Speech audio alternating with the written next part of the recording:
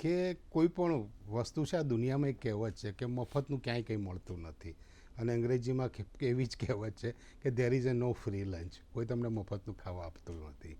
એટલે મોટી આ મલ્ટીનેશનલ કંપનીઓ છે, કોઈ ફ્રીમાં તમને આપતા નથી, બરાબર. એટલે ઇન્ટરનેટની દુનિયામાં અને સોફ્ટવેરની દુનિયામાં પણ બે કન્સેપ્ટ ચાલે છે.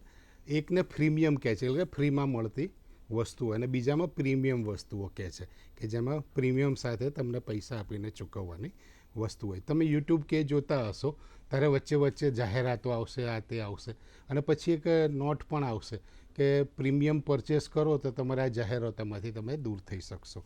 એટલે અહીંયા જ એમનું આર્થિક ગણિત તમને જોવા મળશે કે જે જાહેરાતો આવે છે એમાંથી એ લોકોને કમાણી થતી હોય છે, અને તમારો ટાઈમ લાગે, મારો વેસ્ટ થાય છે, તો તમે પ્રીમિયમ તરફ જાઓ છો. ત્યારે તમે શું કરો છો? પ્રીમિયમ દ્વારા તમારી પાસે સિંગલ પ્રીમિયમ નથી લેતા, એ લોકો દર મહિને અથવા દર વર્ષનું પ્રીમિયમ લેતા હોય છે. એટલે તમે એ સર્વિસ સામે પૈસા ચૂકવતા હોય છે. આ પહેલી વસ્તુ થઈ કે પ્રીમિયમમાંથી પ્રીમિયમ તરફ લઈ જવા માટે.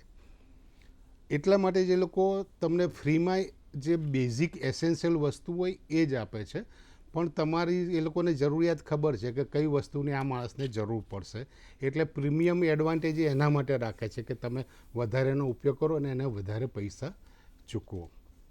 બીજી વસ્તુ થાય છે કે જ્યારે તમે કોઈ પણ મૂવી બનાવતા હોય, વિડીયો બનાવતા હોય, એ અપલોડ કરો છો ત્યારે ઘણા બધા લોકો સાથે પહોંચતી હોય છે એ વસ્તુ, અને એના કારણે એમને જાહેરાતો રન કરવાનો ટાઈમ મળતો હોય છે.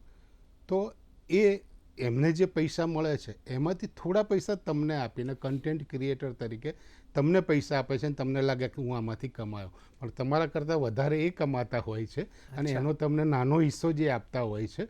અને એમનું ધ્યેય જ આ છે કે લોકો સ્ક્રીન સામે બેસી રહે, સ્ક્રીનનો મહત્તમ ઉપયોગ કરે અને એમની પ્રોડક્ટનો મહત્તમ ઉપયોગ કરે કે જેથી એમને પૈસા મળી રહે. એટલે આ રીતે દરેક સોફ્ટવેર કોઈ પણ તમારી વેબસાઇટ કે નાની મોટી વેબસાઇટ હોય તો એ એમનું લોજિક લગાડીને કે ધારો કે તમે એમેઝોન ઉપર જાઓ છો, એક વસ્તુ તમારે ખરીદવી છે, તો તમારી ખરીદીની આદત એ નોંધ કરી રાખે છે, અને એ વખતે તમે એની સાથે તમારે સરખામણીમાં બધી વસ્તુઓ બતાવશે કે આ વસ્તુ છે, આ છે, તે છે, તો એમાંથી તમે બીજા તરફ લલચાઈને જાઓ છો. ઘણીવાર એવું બને કે તમારે એક વસ્તુ લેવાની હોય એની જગ્યાએ તમે 3 વસ્તુ ઓર્ડર કરી દો. તો આ જે ઓર્ડર ઉપર પણ જે છે એ કંપનીના પોતાના કમિશન ઉપરથી પણ એ લોકોનું કામ ચાલતું હોય છે, અને જે પ્રોવાઈડર હોય છે વચ્ચે કોઈ વચેટિયા, જેમ કે આપણે યુપીઆઈથી કે એનાથી પેમેન્ટ કરીએ છીએ, તો એ પેમેન્ટ કરનારી વચ્ચેની કંપનીને પણ એમાંથી પૈસા મળતા હોય છે. એટલે એક આખો બિઝનેસ ચાલી રહ્યો છે. જે આપણને ફ્રી મોડલ લાગે છે એ ખરેખર ફ્રી મોડલ નથી.